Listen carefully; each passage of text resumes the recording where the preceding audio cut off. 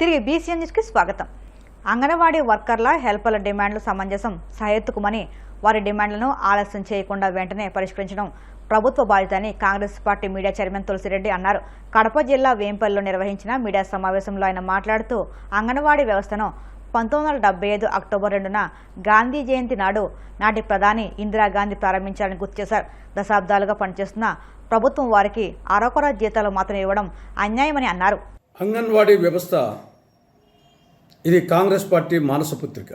1975 October 2వ తేదీన గాంధీ జయంతి నాడు ఆనాటి ప్రధాని కాంగ్రెస్ అగ్రనాయకురాలు శ్రీమతి ఇందిరమ్మ గారు ఈ పథకాన్ని ప్రారంభించారు. అందువల్ల ఇది కాంగ్రెస్ పార్టీ మానసపుత్రిక.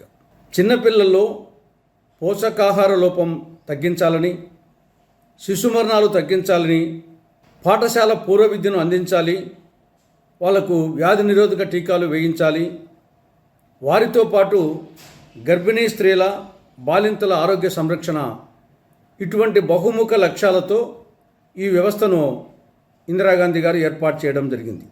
ఒక విధంగా చెప్పాలంటే అంగన్వాడీ హెల్పర్లు, అంగన్వాడీ వర్కర్లు వాళ్ళు బహుముఖ పాత్రలు పోషిస్తున్నారు.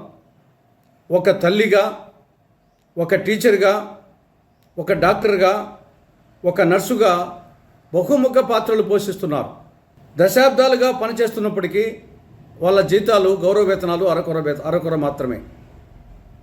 అంగన్వాడీ వర్కర్కేమో నెలకు 11,500 రూపాయలు, అంగన్వాడీ హెల్పర్కేమో నెలకు 7,000 రూపాయలు. ఇది ఏమాత్రం సమంజసం కాదు. దశాబ్దాలుగా పనిచేస్తున్నారు. అందుకోసం ప్రస్తుతం అంగన్వాడీ వర్కర్లు, హెల్పర్లు రిలే దీక్షలు చేస్తున్నారు. మన 23వ తారీఖు నుంచి 2వ తారీఖున, మార్చి 2వ తారీఖున విజయవాడలో మహాధర్నా చేయాలని నిర్ణయించుకోవడం జరిగింది. వాళ్ళ డిమాండ్లు చాలా సహేతుకం. ఏమిటా డిమాండ్లు? నెలకు కనీస వేతనం 26,000 రూపాయలు ఇవ్వాలి. ప్రస్తుతం ఇస్తూ ఉన్నది 11,500 వర్కర్లకు, 7,000 హెల్పర్లకు. నెలకు కనీస వేతనం 26,000 రూపాయలు ఇవ్వాలి. గ్రాట్యుటీ ఇవ్వాలి. మూడవది, మినీ అంగన్వాడీ సెంటర్లను మెయిన్ అంగన్వాడీ సెంటర్లుగా మార్చాలి. ప్రభుత్వం అమలు చేస్తున్న సంక్షేమ పథకాలు వీరికి కూడా వర్తింపచేయాలి. ఖాళీగా ఉన్న 164 సూపర్వైజర్ పోస్టును భర్తీ చేయాలి. ఈ డిమాండ్లతో వాళ్ళు రిలే దీక్షలు చేస్తున్నారు. మార్చి 2వ తారీఖున విజయవాడలో మహాధర్నా నిర్వహించబోతున్నారు. వీరి రిలే దీక్షలకు, వీరి ధర్నాకు కాంగ్రెస్ పార్టీ పూర్తి మద్దతు ప్రకటిస్తూ ఉంది.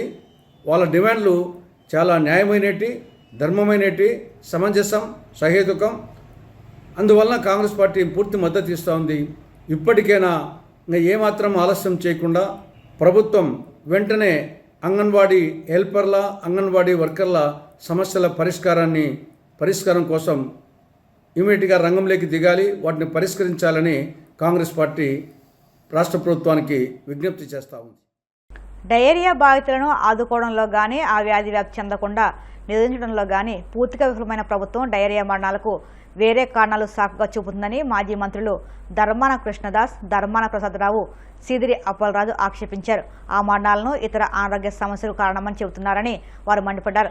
ఒక్క మాటలో చెప్పాలంటే శ్రీకాకుళంలో డయేరియా మరణాలన్నీ ప్రభుత్వ హత్యలని ఆరోపించారు. ప్రభుత్వం వెంటనే డయేరియా బాధితులను ఆదుకోవాలని, డయేరియాతో చనిపోయిన వారి కుటుంబాలకు 25 లక్షల చొప్పున పరిహారం ఇవ్వాలని డిమాండ్ చేశారు. ఎక్కడైనా ప్రపంచంలో అన్నిటికంటే ప్రభుత్వాలు ప్రాథమికమైన బాధ్యత ప్రజారోగ్యం మీద ఉంటుంది. కానీ ఈనాడు ఇక్కడ ఉన్నటువంటి తెలుగుదేశం పార్టీ ప్రభుత్వం ప్రజారోగ్యం అనేది అత్యంత ప్రాధాన్యత లేనటువంటి అంశం.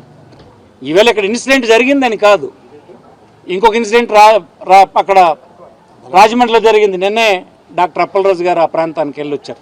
డిసెంబర్లో ఇదే పట్టణంలో బలగ ప్రాంతంలో జరిగింది. జరిగితే ఆ ప్రాంతంలో ఏం చేస్తారంటే వీళ్ళు, మీరు ఎక్కడ పోతే అక్కడ పొండి. ఈవేళ కూడా ఇదే ప్రాంతంలో 100 మంది సుమారుగా డయేరియా ఎఫెక్టెడ్ పీపుల్ ఉంటే, పేషెంట్స్ ఉంటే ఎక్కడెక్కడ ప్రైవేట్ హాస్పిటల్లో అక్కడక్కడ చేర్పించారు. ఎవడి బాధలు ఆడు పడ్డమే. కానీ ఆ డోరుకు మాత్రం మంచి ప్రభుత్వం అని ఒక స్టిక్కర్ అంటించడానికి మాత్రం ఎవరైనా పంపిస్తారు. ఇవాళ 3-4 చనిపోతే వాళ్ళ ఆలోచన ఏంటంటే ఒక్కడు చనిపోయాడు, మిగతా వాళ్ళందరూ వేరే కారణాల వల్ల చనిపోయారని చెప్తూ ఉన్నారు ప్రభుత్వం సైడ్ నుంచి.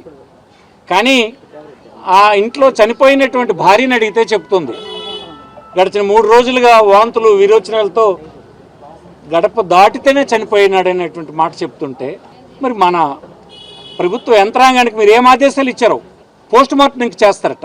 100 మంది డయేరియాలో ఈ ప్రాంతంలో హాస్పిటల్లో ఉంటే చనిపోయిన 4 కేసులు ఇప్పటిదాకా రిపోర్ట్ అయితే, వాళ్ళ ఇంటంతా వీధులన్నీ ఊరంతా విరోచనాలతో వాంతులతో చనిపోయాడు అంటుంటే పోస్ట్ మార్టం రిపోర్ట్ మీరు ఏం చెప్తే అది రాస్తారు డాక్టర్.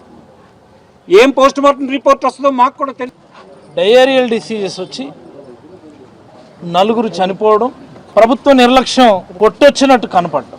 మరి ఈ సందర్భంగా వైఎస్ఆర్ కాంగ్రెస్ పార్టీ అధ్యక్షులు మాజీ ముఖ్యమంత్రి వర్యులు శ్రీ వైఎస్ జగన్మోహన్ రెడ్డి గారి ఆదేశాల మేరకు పెద్దలు శ్రీ ధర్మాన ప్రసాదరావు గారి నేతృత్వంలో జిల్లా పార్టీ అధ్యక్షులు ధర్మాన కృష్ణదాస్ గారు, అలాగనే నేను, శ్రీకాకుళం మాజీ మున్సిపల్ చైర్మన్ పద్మావతి గారు, సోదరుడు స్వరూప్, శ్రీకాంత్, సూరిబాబు, రవి, ఇతరత్రా పెద్దలు, ఈ నియోజకవర్గంలో ఉన్నటువంటి వైఎస్ఆర్ కాంగ్రెస్ పార్టీ నాయకులందరం కూడా కలిసి ఈ ప్రాంతంలో ఉన్నటువంటి పరిస్థితులు, ఈ ప్రభుత్వ నిర్లక్ష్య ధోరణి, అలాగనే చనిపోయినటువంటి కుటుంబాలను పరామర్శించి ఇబ్బంది పడుతున్నటువంటి వ్యక్తులను పరామర్శించాలన్నటువంటి ఉద్దేశంతో రావడం జరిగింది.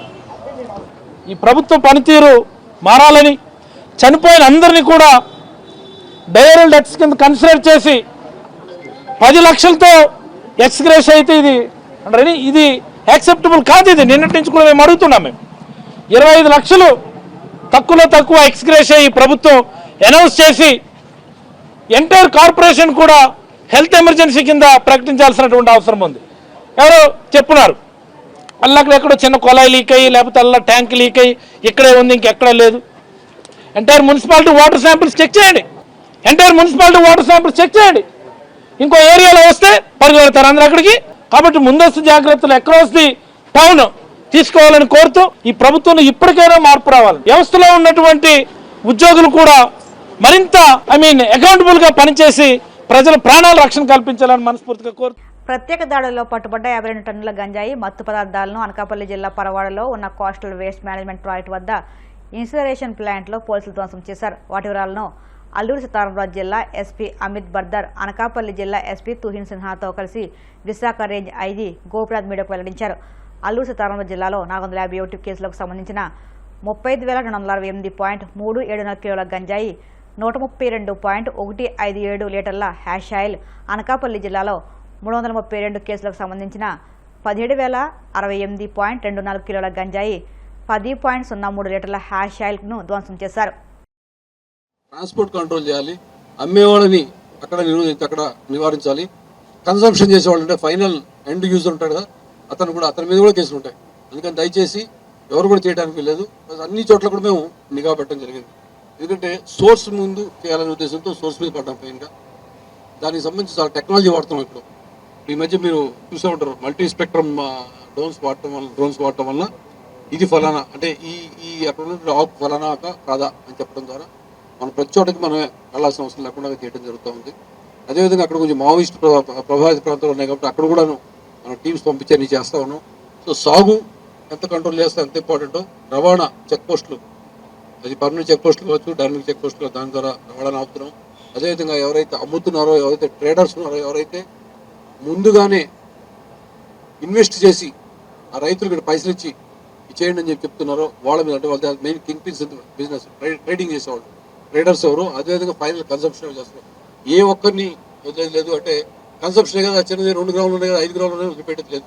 వాళ్ళ మీద అప్పుడే మన కంట్రోల్ అవుతుంది. సో ఫైనాన్షియల్ అసెట్స్ కూడా ఫ్రీజ్ చేయడం జరిగింది. సో ఇది ఎందుకంటే ఈ ఎన్డీపీఎస్ రిలేటెడ్ కేసులో అది కూడా ప్రొవిజన్ ఉంది కాబట్టి అది కూడా చేయడం జరుగుతూ ఉంది. అన్ని లెవెల్లో కూడా కంట్రోల్ చేయడం ద్వారా పూర్తిగా చేయాలని, ప్లస్ అవగాహన అందరూ కల్పించాలనే ఉద్దేశంతో ఇన్ఫర్మేషన్ ఉన్నది తెలియజేయమని చెప్తున్నాం. ముఖ్యంగా ఈగిల్ అనేది మీకు ఒక ఇమేజ్ తెలిసి ఉంటుంది. ఈగిల్ అంటే మీరు డిజిటల్ అరెస్ట్ అని చెప్పేసి లేదా ఇంకేదో అని చెప్పి వారెంట్లు పోలీసులు ఎట్లా వస్తున్నాయో ఇమేజ్ ఈగిల్ ఇచ్చింది వారెంట్ అని చెప్పి కూడా వచ్చింది. అంటే eagle he's already become popular among the public అని చెప్పి తెలియజేయడానికి ఒక చిన్న నిదర్శనం అనమాట. సో అది అఫ్కోర్స్ అది వీళ్ళు ఇచ్చినవి కాదు, వీళ్ళు వారెంట్ ఇచ్చే అవకాశం కూడా లేదు. చెప్పారు, కేసు కూడా కట్టాము. But what I'm trying to say is people are utilising this also. అంటే ఫుల్లీ ఎస్టాబ్లిష్డ్, ఇంకా మ్యాన్ పవర్ ఇంకా చాలా రావాల్సింది వాళ్ళకి. ఏజెంట్గా దాంట్లో ఉన్న వాళ్ళతో డెప్యుటేషన్ మీద వెళ్తారు. అది మేము రెగ్యులర్ పోలీస్ నుంచి ఇవ్వాల్సి ఉంటుంది. అంటే మేము కావాలని పూర్తి వివరాలు చెప్పట్లేదు, దానికి కొంచెం స్పెషలైజ్ ఏజెన్సీ ఎలా పనిచేస్తే అలా పనిచేస్తాం అన్నమాట. But we have enough of people with that. Main ఏంటంటే దీంట్లో కూడా ఇన్ఫర్మేషన్ ఇస్ ఇంపార్టెంట్. ఇన్ఫర్మేషన్ మాకు వస్తుంది ఇప్పుడు బాగా. అంటే మనం ఇన్ఫర్మేషన్ అనేది ఎలా ఉంటుందంటే, మీరు ఒకసారి నాకు ఎవరైనా ఇన్ఫర్మేషన్ ఇచ్చినప్పుడు దాని మీద యాక్షన్ తీసుకుంటేనే ఇంకోసారి మీరు కానీ ఇంకొకళ్ళు కానీ చెప్తారు. ఇచ్చిన ఇన్ఫర్మేషన్ అట్లా పక్కన పడేస్తామంటే ఇంకా రాదు, ఇన్ఫర్మేషన్ డ్రై అయిపోతుంది, ఇన్ఫర్మేషన్ సోర్సెస్ డ్రై అయిపోతుంది. సో ప్రస్తుతం వచ్చిన ప్రతి ఇన్ఫర్మేషన్, ప్రతి చిన్నదాన్ని కూడా మేము చాలా సీరియస్ తీసుకొని 1972 కాల్స్ వస్తున్నాయి. అదర్వైజ్ మాకు వచ్చిన ఇన్ఫర్మేషన్ ప్రకారం ఇమీడియట్గా యాక్ట్ చేస్తాము. ఇన్ఫర్మేషన్ బలోపేతం చేసుకోవడం ద్వారా అంతర్రాష్ట్ర ముఠాలు కానీ లేదా మన రాష్ట్రానికి సంబంధించిన తీసుకొచ్చినా కానీ. కలియుగ ప్రత్యక్ష దైవం తిరుమల శ్రీ వెంకటేశ్వర స్వామి వారిని మాజీ మంత్రి రోజా దర్శించుకున్నారు. వీఐపీ వరం దర్శన సమయంలో స్వామివారి సేవలో పాల్గొని మొక్కులు చెల్లించుకున్నారు. దర్శనానంతరం వీరికి రంగనాయకుల మండపంలో వేద పండితులు వ్యాసపక్షం అందించగా ఆలయ అధికారులు స్వామివారి తీర్థప్రసాదం అందజేసి పట్టువస్త్రం సత్కరించారు. వార్తలు ముగించే ముందు ముఖ్యాంశాలు మరొక్కసారి. ప్రస్తుతం ఇంటర్ పరీక్షలు రాస్తున్న విద్యార్థులకు ఉచిత బస్సు ప్రయాణ సౌకర్యం కల్పించామన్న మంత్రి మండిపల్లి. పీఎం ఈ బస్ సేవ ద్వారా రాష్ట్రానికి 750 కొత్త బస్సులు రానున్నాయని వెల్లడి. తిరుమల ప్రసాదాల కుంభకోణాన్ని పరకామణి చోర్లను జగన్ సమర్థించాలన్న బుచ్చిరాం ప్రసాద్. ఆయన తక్షణమే భక్తులకు క్షమాపణ చెప్పాలని డిమాండ్. రాష్ట్ర ప్రయోజనాలు కూటమి ప్రభుత్వానికి పట్టడం లేదన్న మాజీ మంత్రి శైలజనాథ్. కృష్ణా జలాల నిర్వహణపై చంద్రబాబు స్పష్టమైన వైఖరి ప్రకటించాలని విజ్ఞప్తి.